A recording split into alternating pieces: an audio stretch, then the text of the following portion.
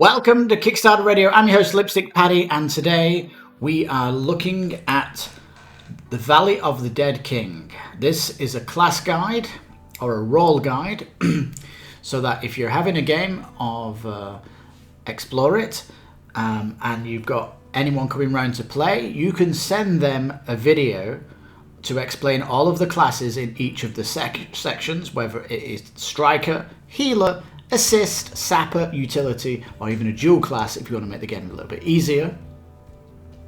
And in the description of this video will be the links to get all of the sections for you to find them very easy. And if you like the video content, please give it a thumbs up. And if you see any errors in today's video, please put them in the comments below and I'll make sure it gets pinned at the top so you can check the comments for the pins if there's any errata to anything said in this video. Today we're looking at Sappers. Now Sappers focus on energy damage to focus energy or health towards your opponents and debuffing them. Now all enemies are going to be using abilities. Those abilities use energy. So if you've got Sappers that absolutely destroy their energy build-up, then they can't use their abilities on you. Now, the way the Sappers work, some of them do, basically they'll do lots of energy damage and then they'll turn that to health damage. Some of them will do a lot of energy damage, but that health will then drop to 50% damage. And there's even one of them which does a nuclear bomb of energy damage, but cannot do anything really with health damage. You'll see, they're all interesting though, these Sappers, and for me, I think I'd probably want two of these in my group. I don't know, just the nuclear bomb of one of them sounds so interesting, and anyway, we'll get into this. This is what I mean, all the classes are so amazing, it's very hard to roll a group together because of all the delicious options on offer.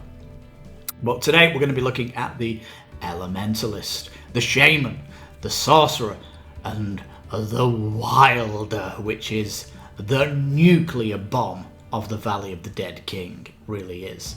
Big DPS from the Wilder. So exciting. So let's crack on. The Elementalist can damage an opponent's energy multiple times per combat, eventually dealing health damage, which can also protect a target with an opponent's damaging elemental shield. What is that? We'll explain it now. Now, the Elementalist starts off with Nav 1, Exploration 1, Survivability 2, so not too bad, survivability. HP 5, pretty low. Energy 6, could be better. Attack ability starts at 3, fantastic. Starting base attack 3 is really good. Start defense 1 though, pretty bad. The power will burn. Nota bene, the attack ability, Energy Ray, can damage HP and energy. You decide. Now, the first ability, rank 2, Pattern Burn. It costs 1 to fire. Pattern Burn deals energy damage equal to your base attack ability. This mastery may be used a number of times per round equal to your Pattern Burn's rank. So it starts off at rank 2. So if you are going to fire off Pattern Burn, your base attack is 3. You're going to do 3 times 2 of Pattern Burn's rank 2. So 6 attack, and that's going to go on the energy. It also costs energy to use that, by the way. Yeah. So if you are using your base attack twice in Pattern Burn, each use costs 1 energy. So you are going to be burning your own energy for this. So it's going to be interesting how you're going to fuel your energy. And again, we've gone through the healers. There's certain healers can boost up energy, like the priest. Now, at rank 5, you may use an elemental form for this round as well. Elemental form. We will get to that. It's your second mastery. It's your second ability, elemental form. So we'll talk about that in a minute. Now, at rank 8, you may use Pattern Burn on an opponent who is out of energy once per round to gain the following effect. So you burn them all out of energy. They can't fire off their special abilities. Each active elemental form, this is your second ability, deals energy ray rank health damage to the opponent. So that's your basic attack will damage the opponent with health.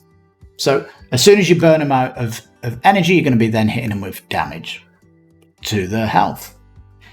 We're talking about elemental form. This is your second ability. It starts off at rank 2, costs 3, very expensive. Cost 3? Oh my god. If you do pattern burn at the beginning of the game, you're going to do attack twice to get 6 damage. That's going to cost you 2 energy, down at 4. And if you cast elemental form, it costs 3. You've got 1 energy left in the battle. 1! Right. The Elementalist creates a shield around a target, blocking equal to the elemental form rank, which at this state is 2, so it blocks 2 damage, for a number of rounds equal to half of your defense ability. Your defense ability is 1, so half of 1, that's going to go down to 0. So the elemental form is going to be... it's going to be rubbish. You need to get your defense ability up to actually get the defense of the elemental form. Yeah. So what does it do? Any damage is blocked, and interestingly, it has a reflect on it. So yeah, your attack ability, energy ray, is dealt back to the opponent as health damage. So the elemental shield is going to fire back an energy ray to damage health.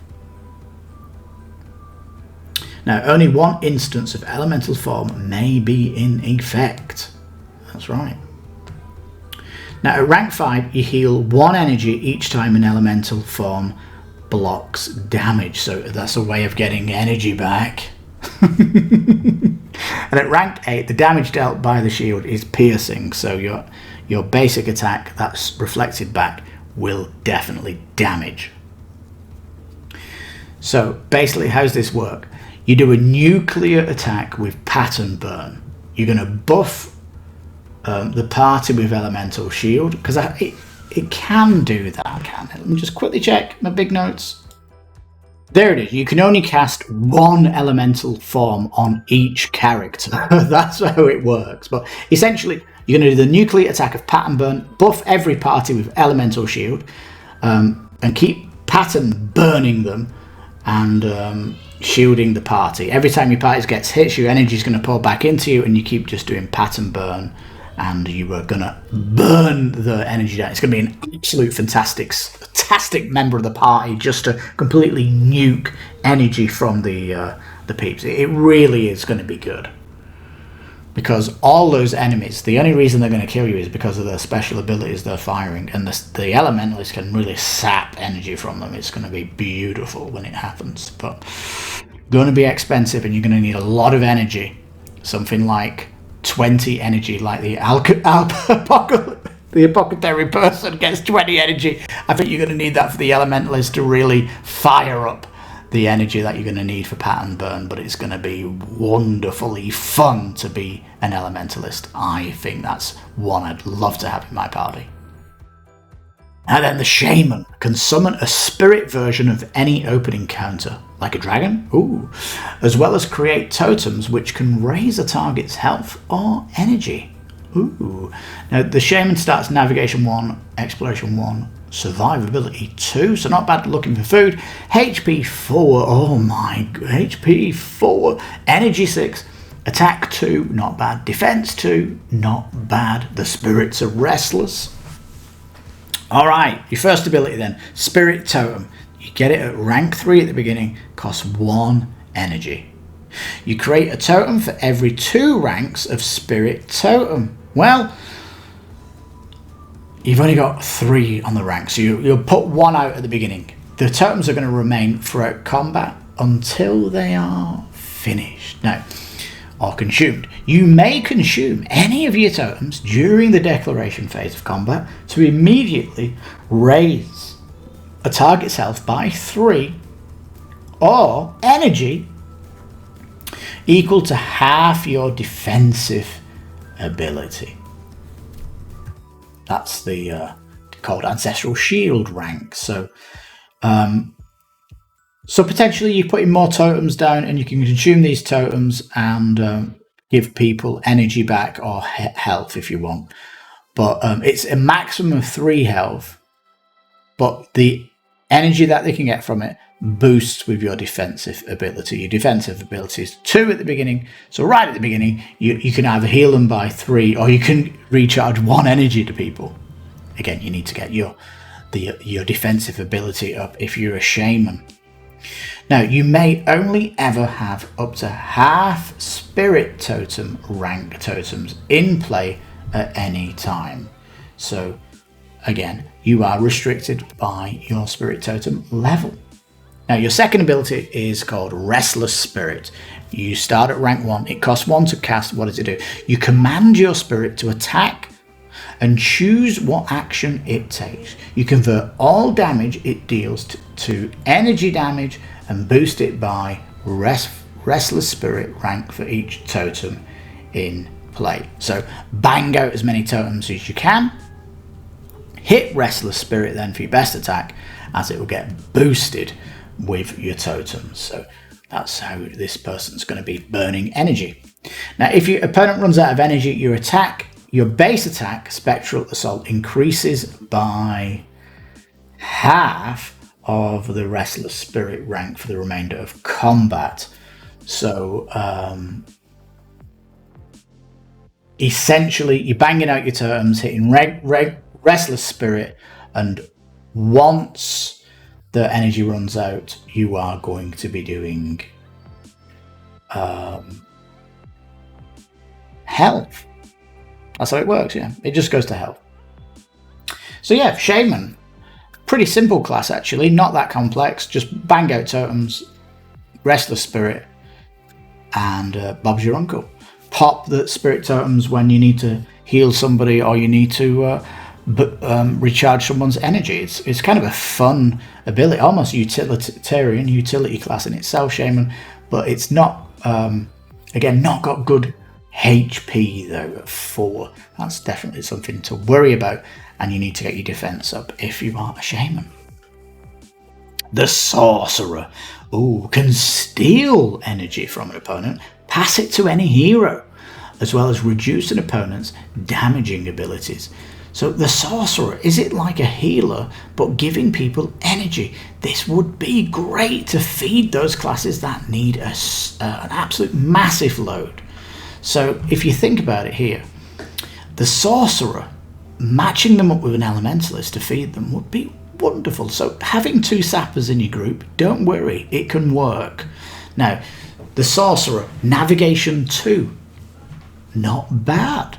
Exploration 2, not bad at all. Survivability 1, HP 4, very squishy.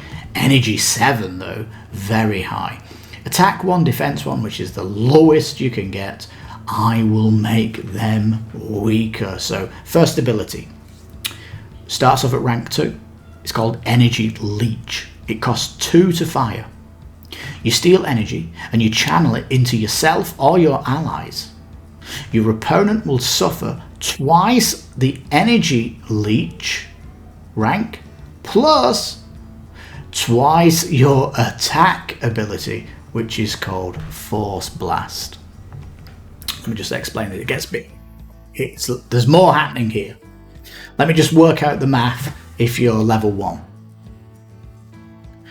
Okay, you're going to steal energy from the enemy and it's going to damage them. Twice your Energy Leech. Energy Leech is already rank 2, so that's going to be 5. Plus twice your attack ability, which is 1, so that's 5. So that's 7 energy attack. 7 damage. And you heal your defense ability, which is 1. And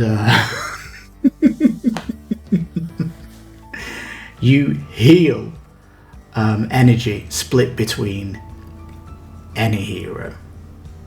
So yeah, it's like a big feeding one, that one. Now at rank 6, if an opponent is out of energy, you may deal half the amount in health. Instead, it says you deal health damage. So yeah, if the opponent runs out of energy, the damage will become health. But here it says only half. I mean, it is a big leech. I mean, it really is leech. If you deal health damage with this ability, you do not gain the healing effect. So you are going to be losing a lot of energy leech once the energy's out. It kind of really stops you wanting to use it. Now, your second ability, you get this at rank 3. It's called Thread Enervation. It costs 2 to cast. You fatigue your opponent, reduce the damage your opponent's attack this round by 1/3 of the Thread Enervation rank. So this costs 2 and you'll reduce damage by 1 at the beginning. Now at rank 5 you may also use Energy Leech against them. However, if you use it with Thread Enervation, it costs an additional energy, so it will cost 3 Energy Leech plus the 2 of Thread Enervation. That's 5 energy. It's very expensive. Now at rank 8, if you roll a skill check in combat this round, you gain a -1 bonus to the roll. And why are you going to be using that? Well, I mean, if Energy Leech is not really healing and it's only going to be doing half damage, I don't know, maybe you could be doing basic attacks, I don't know. You certainly rely on DPS once the energy gets down, but I mean, if you get, this is super burning the energy of burning the energy from bosses. I mean, this is going to be great. But again, the Sorcerer is not going to be great for getting HP down. But if the enemy boosts the shields back, the Sorcerer, bang, it's going to be another nuclear bomb. But the Elementalist is good for just turning it into health, whereas the Sorcerer gets punished when it starts firing into health. So that's something to think about. But I do like the Sorcerer, and I think it's a good accompaniment to feed the Elementalist. The Wilder can siphon energy from allies and deal increased energy to an opponent, as well as raise allies' health and energy. Right. This is a weird one. This is weird. The Wilder. Navigation 1, not great. Exploration 2, not bad for money. Survival 1, not great. HP 5, low. All these are low. They're all glass cannon-y. Energy 6, not too bad. Attack though, 2, and defense 2. That's pretty good. You have been freed. Now this is definitely controversial. Energetic Pattern costs 2. It will siphon an energy from your allies and focus it into an attack. You may siphon more from an ally up to the Energetic Pattern. It is only rank 1 at the beginning, but if say you've got rank 5, you are going to be siphoning 5 energy from an ally. Ouch!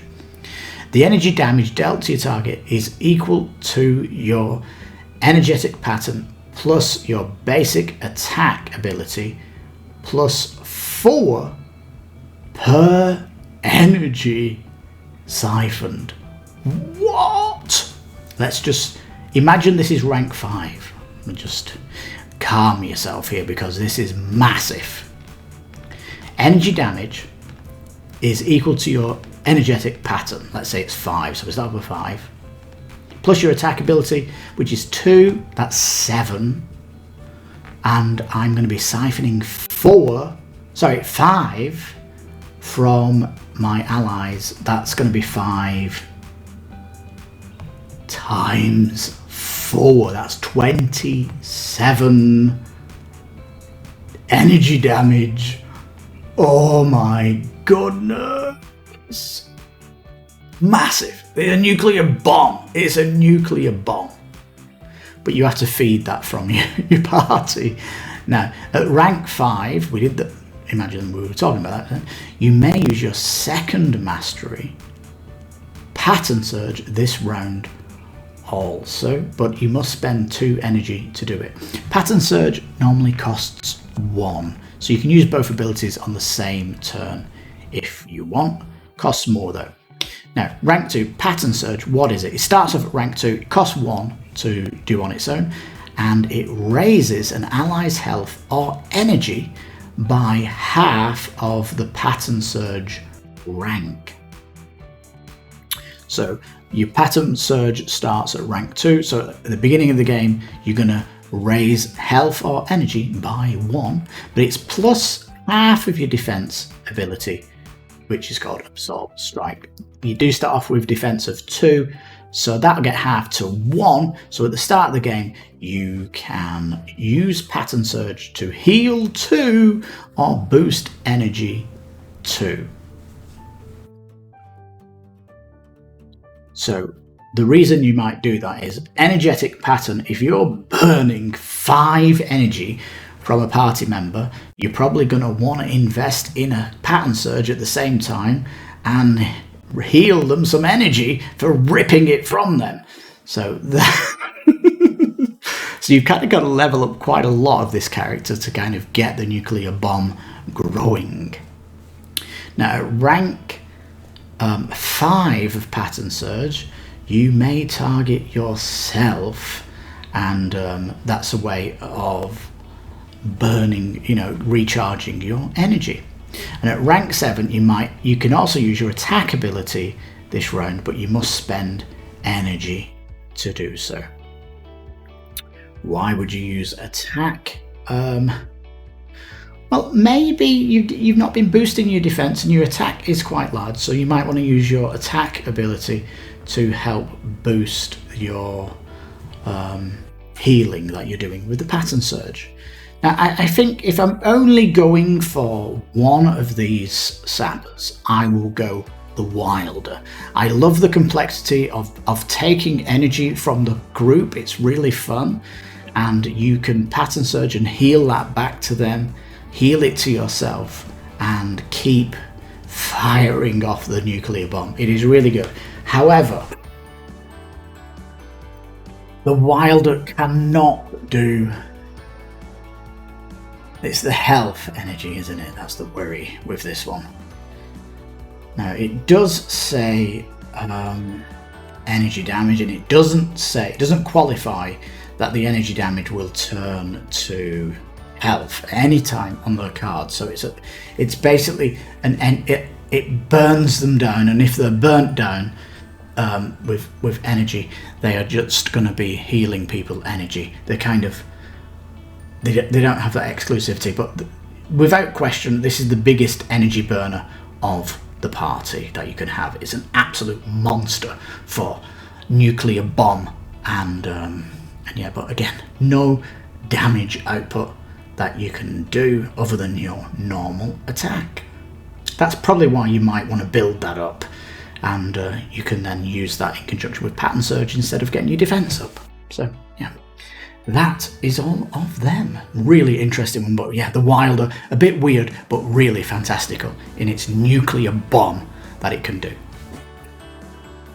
Thank you so much for watching this video. Please let me know in the comments down below what your favourite role is from this list, and let me know if you've got any tips for playing that role, or even if I've got any mistakes, let me know in the comments and I'll make sure the errata gets pinned to the top of the comments. So thank you so much for watching. Please give the video a thumbs up, think about subscribing, and check the notes down below if you want links to other role guides that I do on the channel. So this is Kickstarter Radio. I'm your host, Lipstickpaddy. You take care, stay safe, bye bye for now, and have some amazing adventures in the HEXplore It system.